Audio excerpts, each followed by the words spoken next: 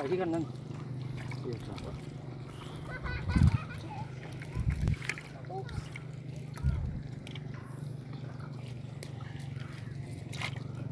ใช้ป่าเราเห็นป่าอยู่ฮะจังแล้วตีเป็นปกติ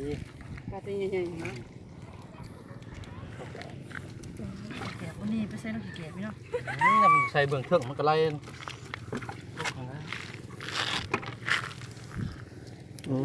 กุ้งกิ่งเลย ฮัก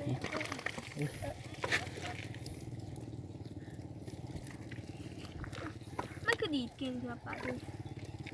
ยี่ได้ย้อนยามแรงมันจึงบอแดดคือยามเพศมันจึงบอ คนละดอนกันอะไรกันคนละพันอยู่ข้างหน้า เป็นไงงบไหมจ๊ะ จักเลยจักเลย จุ่มเครื่องว่าขี่ คือว่ากระทงปลาบ่ เอาบ่ ขึ้นแล้ววะเมื่อไหร่วะ เด้อ เสื้อหันซ้ำมือกับโบทะเบียนมองหน่อยผมไปนั่งกินกาแฟน้ำหมูด่าเลยมันโบโบไอ้อลีเถ่าซ้ำมือเขานั่งโบทะเบียนมือที่สี่ยังโอ้ กินกาแฟใส่ ยมันปืนอันนี้ มันก็เราก็มากิน กินหันซะจริงดิ กินแบบอัตลาดเห็ดมีอัตลาด ถ้าบอกจะบอกมึง เอาแม่ปะเป่าจิบหาเนี่ยเนี่ยปะเป่ากันมือไอ้แซง กัดไปตอนนั่นแหละ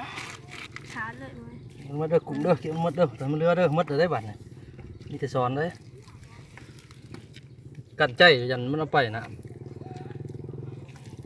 เวลาเอาไปของมึงเห็นนะมาบ่ทันครับโอ้ยชัวร์บ่ไปมัน กับ เคย น้ำเขาเราเอาให้เพิ่นเนี่ยเจ้าไปบ้านแต่ที่เดียวได้ที่ชาวบ้านมาเลยพอเขาว่าว้ายบอกฉัน